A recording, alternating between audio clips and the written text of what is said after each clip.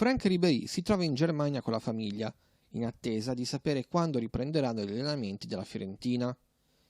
Il campione francese ha potuto sfruttare questo blocco forzato del campionato per rimettersi in forma dopo l'infortunio e ora vorrebbe bruciare ancora di più i tempi.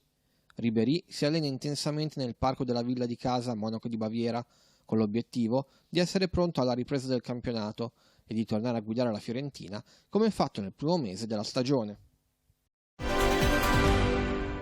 Giù le mani da Zielinski e Fabian Ruiz, parola di Ivan Gennaro Gattuso.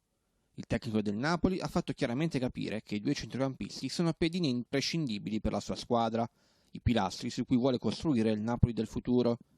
Zielinski è in campagna da 4 stagioni e sebbene il suo contratto scadrà nel 2021, non dovrebbero esserci problemi a trovare l'accordo per il rinnovo. Diverso discorso per Fabian Ruiz, che ha grandi estimatori in Premier League e piace alle big di Spagna, Real Madrid e Barcellona. De Laurentiis non intende fare sconti, ma davanti a una grossa offerta potrebbe vacillare.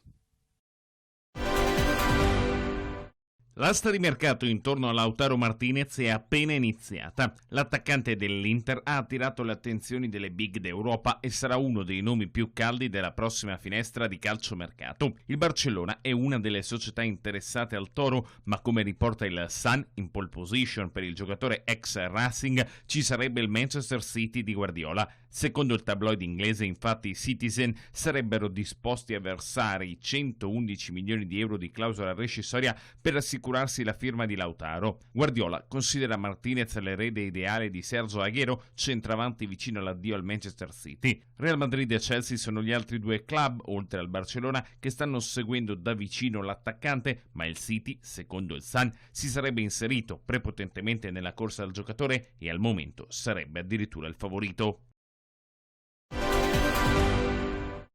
Capisco la situazione, ma non sono un sacco di patate con cui fare ciò che vogliono. Con questa pesante dichiarazione al Mondo Deportivo, Ivan Rakitic ha detto bruscamente di rifiutarsi di essere usato come valuta per ricostruire le casse del Barcellona dopo la crisi per la pandemia coronavirus. Possiamo sempre discutere, ma la cosa più importante è essere in un club dove siamo amati, rispettati, dove ci sentiamo utili e dove io e la mia famiglia stiamo bene, ha aggiunto il croato, che ha giocato solamente 10 partite in questa annata. Il mio nome viene accostato a tante società, non solo in questa fase particolare per il mondo del calcio, ma in generale ormai da più di un anno. Vorrei rimanere ancora qui un'altra stagione, visto che il contratto scadrà l'anno prossimo, ma ciò che conta di più è divertirmi e negli ultimi mesi sono successe cose strane. Ho provato a darmi delle spiegazioni, probabilmente però a volte certe cose andrebbero accettate e basta, senza farsi troppe domande e traendone ispirazione per lavorare sui propri difetti. Il calciatore dei Blaugrana ha poi parlato di un'eventuale partenza lontano dalla Catalogna. Se dovessi lasciare il Barça, cercherei una squadra dove mi possa sentire amato, rispettato, che abbia bisogno di me, e una città dove la mia famiglia sarebbe a suo agio. Tutto questo potrebbe darmelo Barcellona. Certo, se così non fosse, deciderò io dove andare. Il Siviglia? Ho sempre detto che per me sarebbe un sogno tornare a giocare lì, dove vive la mia famiglia. Certo, sia Monchi che chiunque faccia parte della società ha il mio numero di telefono, ma non mi hanno ancora chiamato. Pensate, neppure il giorno del mio compleanno, ha concluso Rakitic.